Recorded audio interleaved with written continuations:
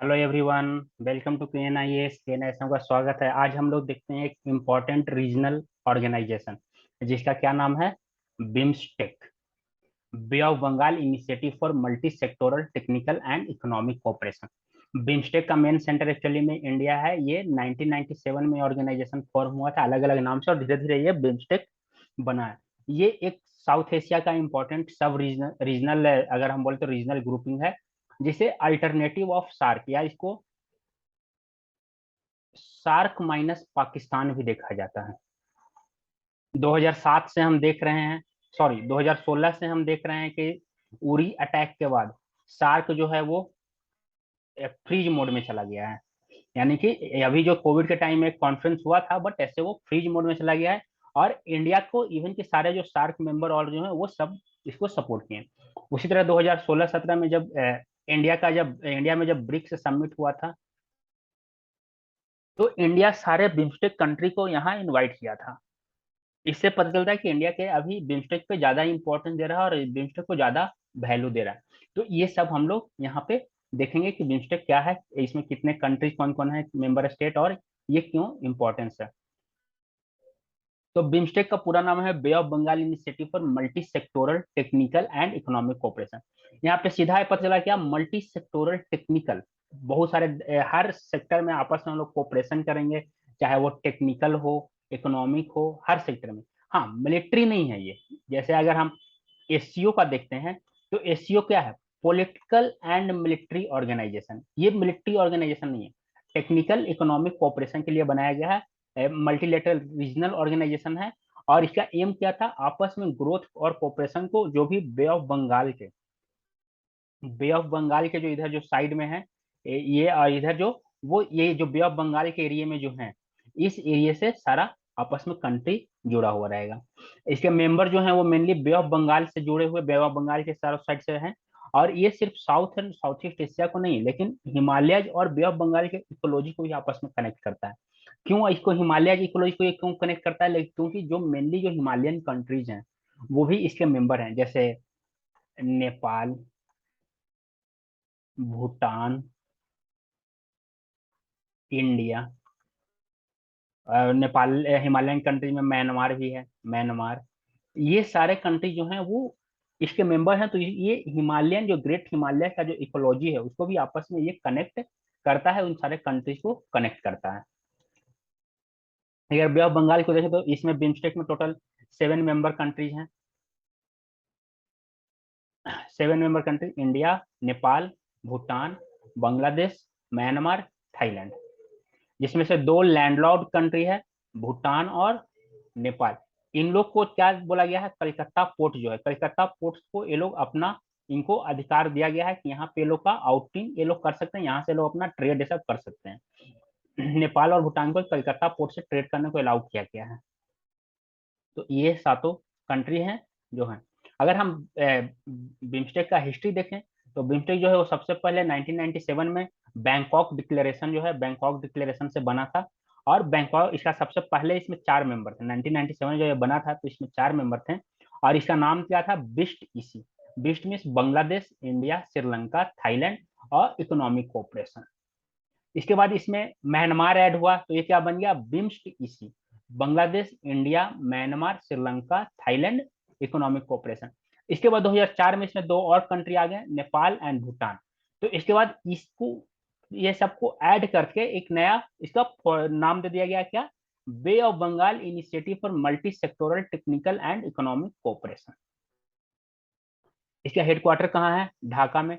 इस साल इसका 25 ईयर्स हुआ है फॉर्मेशन का। बिम्स्टेक का 25 साल इस बार हुआ, इसलिए और एग्जाम पॉइंट ऑफ व्यू से इम्पोर्टेंट हो जाता है, क्योंकि ये अपना 25वां साल मना रहा है। इसका मेजर ऑब्जेक्टिव क्या है, ऑब्जेक्टिव है क्या, रैपिड इकोनॉमिक डेवलपमेंट इन सब रीजन। जो बे ऑफ बंगाल साइड का जो रीजन है, यहाँ पे economic development, spirit of equality and partnership, सबका इक्वलिटी हो, पार्टनरशिप हो, कोलेबोरेशन हो, म्यूचुअल असिस्टेंस हो, जो भी मेंबर कंट्री का कॉमन इंटरेस्ट है उसमें, जैसे field of education, science, technology, ये सब में आपस में दूसरे को सपोर्ट करके जितना ज्यादा हम लोग डेवलपमेंट कर सकें, ये इसका मेन ऑब्जेक्टिव है। अगर हम इसके प्रिंसिपल्स का बात करें तो सोवरेन इक्वलिटी मीन्स छोटा हो देश हो या बड़ा देश हो, सब इक्वल होना चाहिए, सबका एक बराबर। आप देखो ऐसा नहीं कि कोई छोटे कंट्रीज हैं तो उसको आप दबा रहे हो, कोई बड़ा कंट्री जब नहीं, सबको एक बराबर देखो। जैसे कभी कभी इंडिया को ब्लेम किया जाता है क्या कि इंडिया का बिग ब्रदर एटीट्यूड है, बिग ब्रदर एटीट्यूड मतलब इंडिया छोटे कंट्री को अपने रीजन में दबाना चाहता है, ऐसा कुछ कंट्री करके कुछ स्कॉलर जो है वो ब्लेम करते हैं। बट इंडिया का क्या एटीट्यूड अभी, जैसे हम श्रीलंका क्राइसिस देख रहे हैं, तो इंडिया का एटीट्यूड बिग ब्रदर का नहीं बल्कि क्या है, एल्डर ब्रदर का एटीट्यूड दिखाया है इंडिया। सबसे पहला कंट्री जो है वो वहां पे ऐड दिया, लाइन ऑफ क्रेडिट दिया, इतना सारा पैसा दिया, ये सारा कुछ, तो इंडिया जो है वो बिग ब्रदर नहीं बल्कि एल्डर ब्रदर का रोल निभा रहा है। उस तरह हम लोग बांग्लादेश में भी देख रहे हैं, कहीं भी देख रहे हैं, म्यांमार में देख रहे हैं, तो इंडिया इस रीजन में एल्डर ब्रदर के रूप में अपना रोल निभाता है, ना कि बिग ब्रदर। और सभी कोई चाहे बड़ा हो या सबको ये सोवरन इक्वलिटी के आधार पर देखता है। टेरिटोरियल इंटेग्रिटी, सभी का जो बॉर्डर है उसको आप मानो, चाहे छोटा कंट्री हो बड़ा, आप दूसरे के बॉर्डर में ना घुसो ना काम करो। पॉलिटिकल इंडिपेंडेंस, आप पॉलिटिकल इंटरफेयर ना करो। जैसे जो अभी जो श्रीलंका के प्रेसिडेंट हैं, जो थे सॉरी, राजपक्षे, महिंदा राजपक्षे, सॉरी ये गोटाबाया राजपक्षे जो प्रेसिडेंट और प्राइम मिनिस्टर कौन थे, महिंदा राजपक्षे और गोटाबाया राजपक्षे जो प्राइम प्रेसिडेंट थे। ये जब प्रेसिडेंट बने थे तो ये क्या ब्लेम किए थे कि इंडिया का जो रॉ है वो जब 2013-14 में जब गवर्नमेंट चेंज हुआ था तो इसका बहुत बड़ा हाथ था हमारे गवर्नमेंट को चेंज कराना। जब उस समय कौन प्रेसिडेंट बने थे, मैत्रिपाल सिरिसेना। तो सिरिसेना की गवर्नमेंट बनाने में बोला गया था कि रॉ का बहुत बड़ा हाथ है, ऐसा गोटबाया राजपक्षे राजपक्षे ब्रदर्स जो हैं वो ब्लेम किए थे।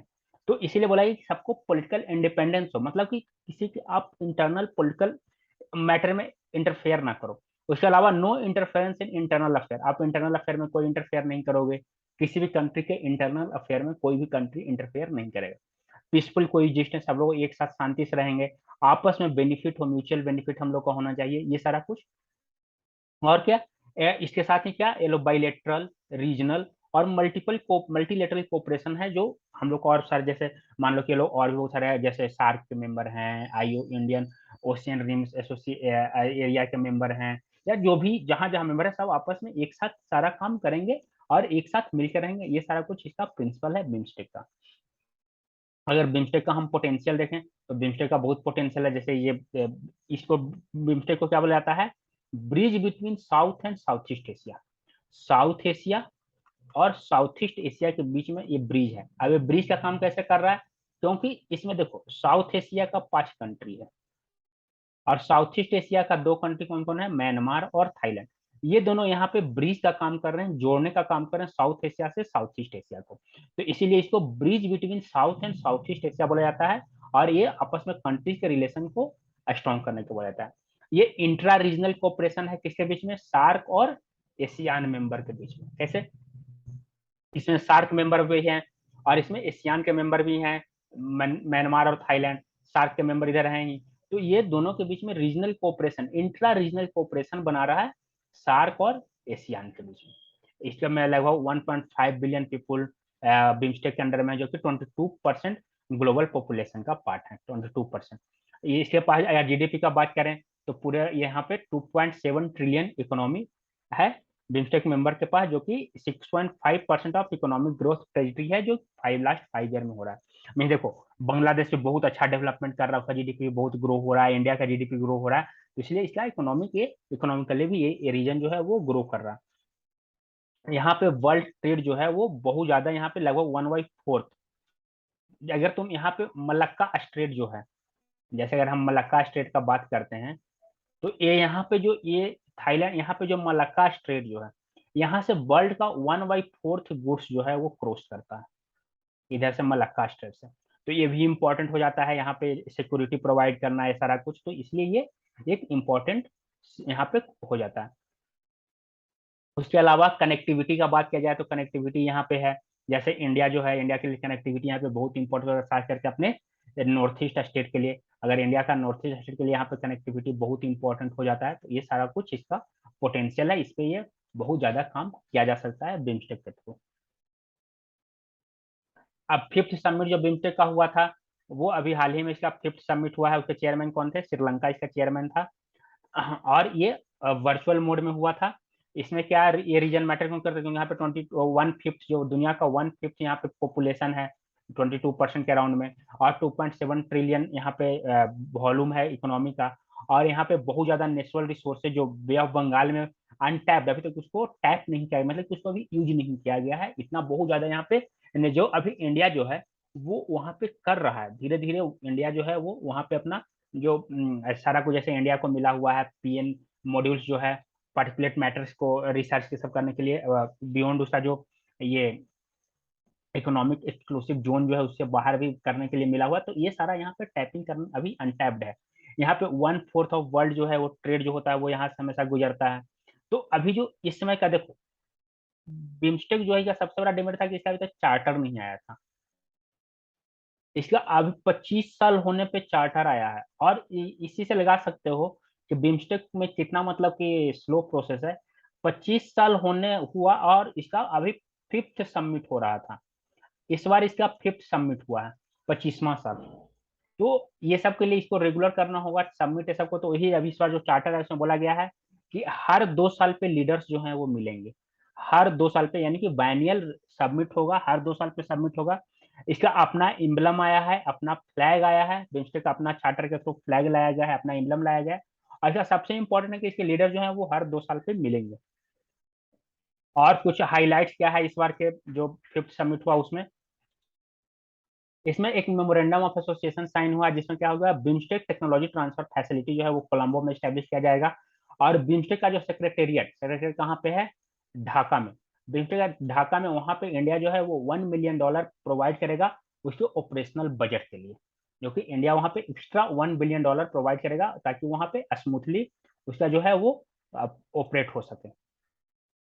इसके अलावा इस बार के जो सबमिट हुआ था उसमें 7 पिलर्स रखे गए थे, सातों कंट्री को अलग अलग पिलर्स में अलग अलग दिया गया था। जैसे बांग्लादेश को बोला गया था कि वो ट्रेड, इन्वेस्टमेंट और डेवलपमेंट पे काम करेगा। Bhutan, environment and climate change. India के लिए सिक्योरिटी, कि आप सिक्योरिटी जो पूरा बे ऑफ बंगाल में है आप सबको सिक्योरिटी प्रोवाइड करवाओगे, जैसे काउंटर टेररिज्म, ट्रांसनेशनल क्राइम्स हो गया, डिजास्टर मैनेजमेंट हो गया, एनर्जी हो गया। ये सब चीज में इंडिया के लिए ये मेन पिलर के अंडर में इंडिया को ये इंपॉर्टेंट वर्क दिया गया था। म्यांमार जो है वो एग्रीकल्चर एंड फूड सिक्योरिटी, इसका क्या है, agriculture, fisheries and livestock. Nepal, people to people connect, इसमें क्या है, culture, tourism, people to people connect, जैसे थिंक टैंक्स, मीडिया, ये सारा कुछ का जिम्मेदारी नेपाल को दिया गया था। श्रीलंका को साइंस, टेक्नोलॉजी एंड इनोवेशन, जैसे टेक्नोलॉजी, हेल्थ, ह्यूमन रिसोर्सेज, ये सारा कुछ। और थाईलैंड को कनेक्टिविटी, क्योंकि वहीं से मलक्का स्टेट है सब है और सारा कुछ। तो इसलिए ये 7 पिलर्स में ये सारे कुछ को बांटा गया था इस बार के समिट में। अब अगर देखें तो इसका बहुत ज्यादा इश्यूज क्या है, जैसे हमेशा बिम्स्टेक के लिए सबसे पहले तो मैरीटाइम सिक्योरिटी, मैरीटाइम सिक्योरिटी बहुत इंपॉर्टेंट हो जाता है। दूसरा, मेंटेनिंग मैरीटाइम सिक्योरिटी को मेंटेन करके रखना। मोदी जी, हमारे जो ऑनरेबल प्राइम मिनिस्टर, वो भी अपने फिफ्थ समिट में सबको हाईलाइट किए थे। जो हमारा जो कनेक्टिविटी इशू है इसको बेटर वे में करना होगा। और सबसे बड़ा इशू जो भी चल रहा है रोहिंग्या का इशू, इसे स्टेबल करना होगा, जो म्यांमार और बांग्लादेश से चल रहा है रोहिंग्या इशू, इसको फूड सिक्योरिटी पे हमें ध्यान देना होगा। हमारा कल्चरल कनेक्टिविटी जो इसको और बढ़ाना होगा। डिजास्टर मैंने, जैसे ये बे ऑफ बंगाल में आजकल डिजास्टर ये जो है साइक्लोन्स है वो ज्यादा आ रहे हैं, तो ये सबको हमें साइक्लोन के लिए प्रिपेयर रहना होगा। और कनेक्टिविटी जो है, network, tourism, people to people connect हो गया, नेटवर्क हो गया, सारा कुछ हमें बढ़ाना होगा। अब बिम्स्टेक जो है वो इंडिया के लिए इंपॉर्टेंट तो है। तो सबसे पहले तो इंडिया का ये क्या है, नाइबरहुड फर्स्ट पॉलिसी। जो हमारा जो नाइबरहुड फर्स्ट पॉलिसी जो है, अभी जो ये नया पॉलिसी है नाइबरहुड फर्स्ट पॉलिसी, पहले क्या था, गुजराल डॉक्ट्रिन भी है हमारा, गुजराल डॉक्ट्रिन। कि हम सबसे पहले अपने नाइबर्स को देखेंगे, हम अपने नाइबर्स को हेल्प करेंगे, तो उसके लिए नाइबरहुड फर्स्ट पॉलिसी जो है, इसमें अपने इमीडिएट जो नाइबर हैं उसको सपोर्ट करेंगे, उसको हेल्प करेंगे, इसके लिए बहुत इंपॉर्टेंट हो जाता है बिम्स्टेक। फिर क्या है, एक्ट ईस्ट, जो हमारा जो एक्ट ईस्ट पॉलिसी जो है, और ये यहाँ पे क्योंकि हम यहाँ पे जो दो कंट्री है म्यांमार और थाईलैंड, ये ब्रिज है इंडिया के लिए। म्यांमार क्या है, म्यांमार या हमारा जो नॉर्थ ईस्ट स्टेट है, ये एक्ट ईस्ट पॉलिसी के लिए क्या है, गेटवे है, gateway of India for south east Asian country के लिए। ये गेटवे का काम करता है म्यांमार और हमारा जो नॉर्थ ईस्ट स्टेट है। तो इसके लिए ये इंपॉर्टेंट हो गया क्योंकि इसमें दो साउथ एशियन कंट्री के दो दो मेंबर हैं। उसके बाद इकोनॉमिक डेवलपमेंट, जो हमारा नॉर्थ ईस्टर्न स्टेट है, यहाँ पे बिम्स्टेक जो है वो इनके लिए इंपॉर्टेंट हो जाता है। क्योंकि देखो, इंडिया का जो कनेक्टिविटी है वो क्या है, यहाँ पे है, ये यहाँ पे है, ये इधर नॉर्थ ईस्ट है, यहाँ पे है। इसको क्या बोला जाता है, चिकन नेक बोला जाता है। सिलीगुड़ी कॉरिडोर जो है, यहाँ पे जो सिलीगुड़ी कॉरिडोर जो है, ये बहुत कंजेस्टेड कॉरिडोर है, बहुत बिजी कॉरिडोर और कंजेस्टेड कॉरिडोर है। तो अगर यहाँ से अगर तुम ऐसे बात करोगे तो इंडिया क्या प्रयास कर रहा है, जैसे यहाँ से ये कनेक्टिविटी कैसे म्यांमार, और म्यांमार से इधर नॉर्थ ईस्ट में घुसने का यहाँ पे प्रयास किया जा रहा है, ठीक है। तो इसीलिए सबसे पहले क्या है, एक क्या है यहाँ पे, Kaladan, Kaladan multi modal project. Kaladan multi modal project क्या है, अगर हम कालादान मल्टी मॉडल प्रोजेक्ट का बात करें तो ये क्या है, ये यहाँ पे कोलकाता पोर्ट से ये कहाँ जाएगा, ये जाएगा तुम्हारा म्यांमार, म्यांमार के पोर्ट पे जाएगा। और म्यांमार में कौन से पोर्ट, म्यांमार का सिटवे पोर्ट, सिटवे पोर्ट। और इसके बाद ये यहाँ से कालादान, ये क्या होगा, ये होगा सी रूट, ठीक है। अब यहाँ से कालादान रिवर, जो वहाँ का फेमस कालादान रिवर है, यहाँ से ये वाटरवेज, वाटर ट्रांसपोर्ट के थ्रू जाएगा कहाँ तक, ये जाएगा वो वहाँ का प्लेटवा तक, प्लेटवा, प्लेटवा भी म्यांमार में जगह है। और यहाँ से फिर ये मिजोरम, इंडिया का मिजोरम कैसे जाएगा, रोडवेज के थ्रू। इसका देखो क्या बोला गया है, कालादान मल्टी मॉडल प्रोजेक्ट। तो ये इंडिया क्या है, अपना कनेक्टिविटी नॉर्थ ईस्ट को बेटर बनाने के लिए ये कर रहा है। दूसरा क्या है, एक और IMT, trilateral highway, India Myanmar Thailand trilateral highway कहाँ से कहाँ तक है, ये तुम्हारा मणिपुर में मोरे, मणिपुर में मोरे से लेके कहाँ तक है, ये मॉसेट, मॉसेट थाईलैंड भाया म्यांमार। तो ये सब कनेक्टिविटी जो है वो इंडिया के लिए, नॉर्थ ईस्ट के लिए बहुत इंपॉर्टेंट है। तीसरा कौन सा है, बीबीआईएन, बीबीआईएन motor vehicle agreement, Bangladesh Bhutan India Nepal, बीबीआईएन Nepal, ये बीबीआईएन का है। ये इसमें अभी फिलहाल भूटान जो है वो इस एग्रीमेंट से बाहर हो गया, क्योंकि भूटान बोला कि हमारे यहाँ जो इकोलॉजी और इन्वायरमेंट है उस पर इसके का बहुत ज्यादा इम्पैक्ट पड़ेगा। भूटान एक अलग, वो अपना इकोलॉजी और इन्वायरमेंट से कोई कॉम्प्रोमाइज नहीं कर सकता, इसलिए वो अभी इससे कुछ समय के लिए बाहर हो गया। वो बोला कि हम इस पर ज्यादा स्टडी करेंगे, उसके बाद इस पर डिसीजन लेंगे। तो ये सबका यहाँ पे जैसे नेपाल, भूटान, इंडिया, ये सब का मेन सेंटर यहाँ कहाँ आएगा, ढाका। और इस तरह से ये एक व्हीकल एग्रीमेंट से भी कनेक्टिविटी बढ़ाने का, ये सब इंडिया के लिए बहुत इंपॉर्टेंट हो जाएगा। और इससे इंडिया जो है वो अपने नॉर्थ ईस्ट में ज्यादा डेवलपमेंट करेगा, इनका नॉर्थ ईस्ट जो है वो हमारा ज्यादा डेवलप होगा। और तीसरा क्या है, काउंटर करना है चाइना को, सबसे इंपॉर्टेंट, चाइना को काउंटर करेंगे। चाइना जो है वो वे ऑफ बंगाल में, इंडियन ओशन में अपना जो है वो प्रेजेंट जो है वो बढ़ा रहा है। तो इस सब के लिए यहाँ पे चाइना को काउंटर करने में, तो वो जैसे चाइना जो है वो सिटवे पोर्ट जो है, ये सॉरी बांग्लादेश का चिटगांव पोर्ट भी डेवलप कर रहा है, और भी म्यांमार का पोर्ट डेवलप कर रहा है। तो ये सबको काउंटर करने के लिए इंडिया जो है वो काम कर रहा है। ये चाइना का बिहेवियर जो साउथ चाइना सी में है, बे ऑफ बंगाल में है, ये सबको काउंटर करेगा। जैसे चाइना जो है साउथ चाइना सी में क्या करता है, अपना मनमानी करता है, लेकिन इंडिया क्या किया यहाँ पे, ओपन एंड पीसफुल रखा है, बोला कि कोई भी आ सकता है, कोई भी जा सकता है, हम यहाँ पे क्या करेंगे, नेट सिक्योरिटी प्रोवाइडर रहेंगे, नेट सिक्योरिटी प्रोवाइडर। अब आप लोग क्वेश्चन बताओ, वो कौन सा प्रोग्राम है जिसके तहत India net security provider Indian ocean में पहुंचाता है, उस प्रोग्राम का नाम क्या है, जो इंडिया जो प्रोग्राम दिया है उस प्रोग्राम का नाम क्या है, नेट सिक्योरिटी प्रोवाइडर के लिए इंडियन ओशन में, पूरे इंडियन ओशन में, चाहे वो अरेबियन सी हो या बे ऑफ बंगाल हो, उस सभी जगह पे ये इस प्रोग्राम का नाम क्या है, बिमटेक। और क्या है, ये रीजन को मिलिटराइजेशन करने से हॉल्ट करेगा, रोकेगा। और यहाँ पे Bay of Bengal zone of peace create करने का प्रयास किया जा रहा है सारे बिमटेक के मिलकर। और इसी तरह ये सारे जो ये बिहेवियर है एक्स्ट्रा रीजनल पावर का, उसको रोकने, जैसे चाइना जो है वो यहाँ पे अपना प्रेजेंस बढ़ा रहा है, तो वो सबको ये सारे कंट्री मिलकर रोकें। जब इनका एक अपना एक ऑर्गेनाइजेशन, सारे यहाँ पे सिक्योरिटी प्रोवाइडर हैं, सब कुछ पीसफुल हो रहा है, तो किसी तीसरे कंट्री को आने का मौका ही नहीं मिलेगा। तो ये सारा कुछ यहाँ पे किया जाएगा। ये इंडिया के जो, अगर हम यहाँ पे देखें तो जैसे बिमस्टेक में वे फॉरवर्ड आगे क्या होना चाहिए बिमस्टेक को, तो सबसे पहले जो है वो इनका आपस में कनेक्टिविटी है वो बेटर होना चाहिए, क्योंकि अभी इनका जो है वो कनेक्टिविटी जो है वो उतना स्ट्रांग नहीं है। सबसे पहले तो इनका, और इवन कि इनका फ्री ट्रेड एग्रीमेंट भी नहीं है। बिम्स्टेक कंट्री के बीच सबसे पहले एक एफटीए होना चाहिए। ताकि इनके बीच और ट्रेड बढ़ सके। उसके बाद इंडिया जो है वो अपना नाइबरहुड फर्स्ट पॉलिसी और गुजरात डॉक्ट्रिन को स्ट्रिक्टली फॉलो करे, ये ज्यादा इंडिया के लिए बेटर होगा। और साउथ एशियन कंट्री जो है वो अपने टेरिटरी को किसी तीसरे कंट्री के लिए यूज करने के लिए ना दे। तो अपने जैसे मान लो कि चाइना जो है वो इंडिया के अगेंस्ट में बांग्लादेश या म्यांमार ये सब का या श्रीलंका का कोई पोर्ट यूज ना करे, ये इन लोग को ध्यान देना होगा। तभी इनका आपस में कनेक्शन क्या है वो स्ट्रॉन्ग रहेगा। किसी के भी इंटरनल अफेयर्स में बिल्कुल भी इंटरफेयर ना करे, जैसे इस बार इंडिया श्रीलंका केस में किया है। बिल्कुल भी श्रीलंका केस में, जो श्रीलंका का इकोनॉमिक क्राइसिस है, इसमें बिल्कुल भी इंटरफेयर नहीं किया। फिर जो म्यांमार का इशू हुआ, म्यांमार में भी इंडिया बिल्कुल भी इंटरफेयर नहीं किया, क्योंकि म्यांमार में इंडिया को इंटरफेयर इसलिए नहीं किया क्योंकि हमारा नॉर्थ ईस्ट जो है वो one of the most sensitive area है। और जितने जो नॉर्थ ईस्ट के जो सेपरेटिस्ट हैं वो क्या करते हैं, अगर वो म्यांमार भाग जाते हैं, ओपन बॉर्डर है। अगर इंडिया म्यांमार को के अगेंस्ट में चला जाए, उसके इंटरनल मैटर ज्यादा इंटरफेयर करेगा, तो उसके मिलिट्री हमें सपोर्ट नहीं करेंगे और उधर सेपरेटिज्म जो है वो और ज्यादा बढ़ जाएगा।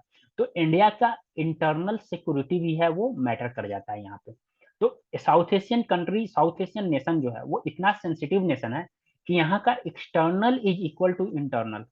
मतलब कि एक्सटर्नल पॉलिटिक्स इंटरनल पॉलिटिक्स को इन्फ्लुएंस करता है, और इंटरनल पॉलिटिक्स जो है वो एक्सटर्नल पॉलिटिक्स को इन्फ्लुएंस करता है बहुत ज्यादा।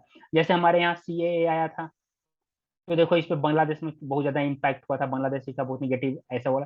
तो हमारे ये साउथ एशियन कंट्री जो है, इसका रीजन क्या है कि सारे south Asian country historically attach हैं, हिस्टोरिकली आपस में जुड़े हुए हैं सारे कंट्री जो हैं वो।